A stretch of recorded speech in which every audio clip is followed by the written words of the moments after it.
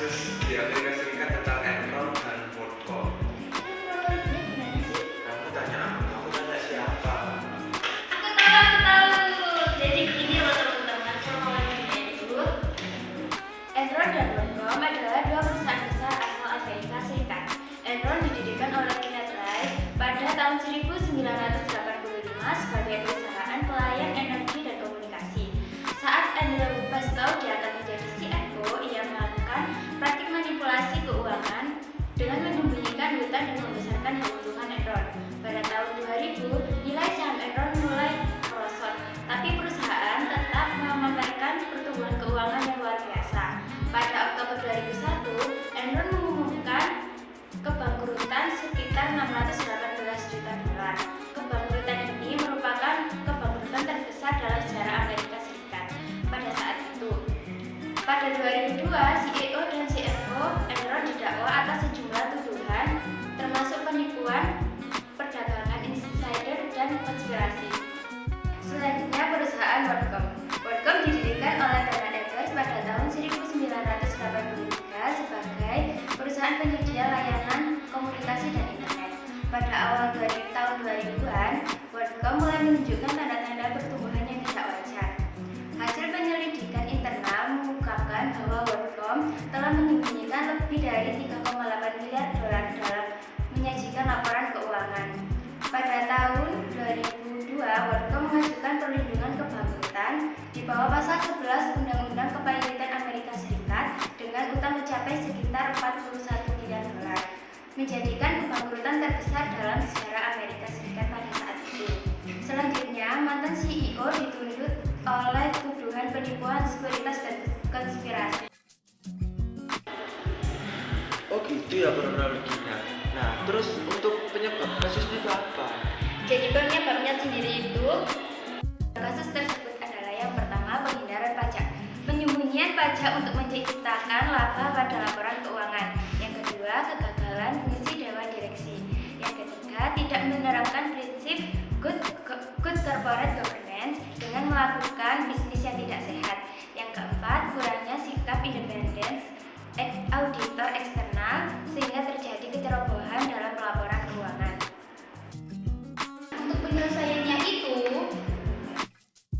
Untuk penyelesaian dua kasus tersebut, yang pertama kasus Enron. Penyelesaian kasus Enron melibatkan kebangkrutan perusahaan serta seluruh asetnya dijual untuk membayar para kreditur. Pemimpin utama Enron seperti Ken Clay dan Jeffrey Spearing diadili dengan hukuman penjara. Selain itu, kasus ini mendorong perubahan dalam peraturan keuangan dan audit seperti Undang-Undang Sarbanes-Oxley atau SOX pada tahun 2002 yang mengharuskan perusahaan untuk lebih transparan dan akuntabilitas dalam melaporkan keuangan mereka. Kasus WorldCom, penyelesaian kasus WorldCom itu melibatkan perubahan struktur perusahaan dan penjualan beberapa asetnya untuk membayar atau melunasi utang. Mantan CEO WorldCom yaitu Bernie Evers juga diadili dan dijatuhi hukuman penjara selama 25 tahun. Kasus ini juga mendorong pembaruan regulasi keuangan dan audit serta meningkatkan kesadaran akan pentingnya transparansi dalam pelaporan keuangan. Kedua kasus ini menjadi pelajaran penting tentang perlunya etika bisnis dan pengawasan korporat yang ketat, sehingga mencegah praktik curang dan melindungi para investor dan pemegang saham. Berarti kasus ini melanggar kode etik gak sih? Jadi apa aja kode etik yang dilanggar? Sangat melanggar banget Lina. Kode etik yang dilanggar itu WorldCom dan Enron terdapat kode etik yang dilanggar. Nah, apa saja sih kode etik yang dilanggar itu? Yang pertama yaitu ada tanggung jawab. Dalam kasus ini terlihat dengan jelas bahwa auditor tidak bertanggung jawab terhadap laporan keuangan yang diperiksanya. Auditor dengan sengaja menyetujui laporan keuangan palsu milik perusahaan. Yang kedua yaitu kepentingan publik. Dalam kasus WorldCom dan Enron, manajemen tersebut jelas melanggar prinsip kepentingan publik karena telah melakukan pembohongan publik yang mengungkapkan secara tidak wajar laporan keuangan. Laba tinggi yang ditunjukkan dari hasil manipulasi ini telah menimbulkan kerugian untuk berbagai pihak investor. Yang ketiga yaitu ada integritas. Seorang akuntan integritas adalah akuntan yang jujur dan berterus terang tanpa harus mengorbankan rahasia penerima jasa. Dalam kasus ini, auditor tidak memiliki integritas karena telah menyetujui laporan keuangan tersebut. Yang keempat ada objektivitas. Prinsip objektivitas mengharuskan bersikap adil, jujur, intelektual, tidak berprasangka atau bias, serta bebas dari benturan kepentingan atau berada di bawah pengaruh pihak lain. Prinsip ini secara jelas dilanggar oleh WorldCom dan Enron. Yang kelima yaitu adalah kompetensi dan kehati-hatian profesional. Kompetensi akuntan dipertanyakan dalam kasus ini.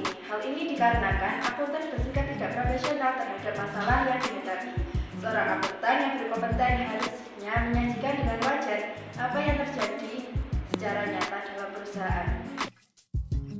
Yang keenam yaitu perilaku profesional. Perilaku profesional artinya kewajiban untuk menjauhi tingkah laku yang dapat mendiskreditkan profesi sebagai perwujudan tanggung jawabnya. Kewajiban ini dilanggar oleh akuntan karena akuntan dan auditor telah bertindak tidak profesional terhadap laporan keuangan. Yang ketujuh ada kerahasiaan. Perusahaan dan auditor gagal menjaga kerahasiaan informasi yang diperoleh selama melakukan pekerjaan tersebut. Itulah kode etik yang dilanggar oleh kasus WorldCom dan Enron. Nah, ini kan ada kode etik yang dilanggar. Kan pastinya ada dampak transaksi yang harus didapatkan oleh perusahaan. Iya sih harusnya. Nah, kira-kira apa sih dampak transaksinya itu mungkin dari kalau dari teman-teman yang lain? Kan dia tahu kan? Kalau ini aku tahu, aku pernah baca soalnya. Dampak transaksinya itu sanksi yang diberikan kepada dua perusahaan ini antara lain yang pertama, hukuman penjara. Beberapa eksekutif dan pejabat perusahaan Enron dan WorldCom dihukum penjara karena melakukan penipuan keuangan ini. Yang kedua, denda perusahaan. Perusahaan Enron dan WorldCom menghadapi denda yang cukup besar karena melakukan kejahatan ini. Yang ketiga, penghentian perdagangan saham. Saham Enron dan WorldCom dihapus dari bursa saham dan perusahaan-perusahaan tersebut tidak lagi diperdagangkan di bursa saham. Yang keempat, perubahan regulasi. Skandal-skandal ini menyebabkan perubahan regulasi keuangan signifikan di keuangan Amerika Serikat seperti Undang-Undang Sarbanes-Oxley yang memperketat kontrol oleh pelaporan keuangan perusahaan. Yang terakhir, kerugian reputasi. Enron dan WorldCom menderita kerugian reputasi yang besar. Yang pertama pada kepercayaan investor dan masyarakat terhadap perusahaan-perusahaan besar. Nah, tapi aku nggak tahu nih peran komite audit itu apa.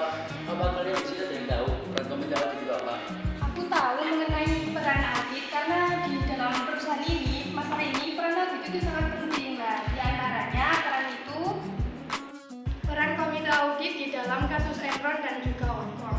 Nah, peran komite audit ini sangatlah penting karena mereka ini sebagai pengendali kontrol perusahaan dan juga sebagai pendeteksi kecurangan yang terjadi di dalam perusahaan. Nah, auditor ini seharusnya bersikap independen dan juga menjunjung tinggi independensi dan juga tidak melanggar kode etik profesi dan tidak ingkar tanggung jawab profesi dan juga masyarakat. Nah, apabila audit ini bersekongkol dengan pihak manajemen perusahaan untuk melakukan praktik bisnis yang tidak sehat, maka akan terjadi fenomena seperti kasus Enron dan juga WorldCom, yakni kehancuran ada di depan mata. Dalam kasus Enron, KAP Arthur Andersen ini merupakan auditor eksternal dari kedua perusahaan tersebut. Nah, kalau dalam kasus Enron, Arthur Andersen ini menyarankan Enron untuk memindahkan utang-utangnya kepada partnership-nya dan juga melakukan penghapusan bukti-bukti dari Enron yakni berupa dokumen kertas kerja.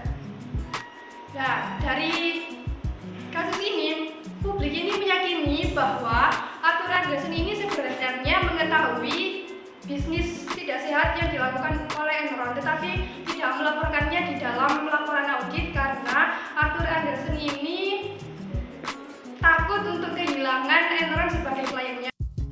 Dalam kasus WorldCom, KAP Arthur Andersen ini tidak melaporkan tindak manipulasi yang dilakukan oleh WorldCom. Sebagai audit eksternal, KAP Andersen ini malah menyetujui dan juga menutupi tindak manipulasi yang telah dilakukan oleh WorldCom. Hal tersebut dikarenakan adanya hubungan antara KAP Arthur Andersen dengan Sullivan dan juga Myers yang merupakan pekerja di KAP Arthur Andersen sebelum mereka bergabung ke dalam perusahaan WorldCom.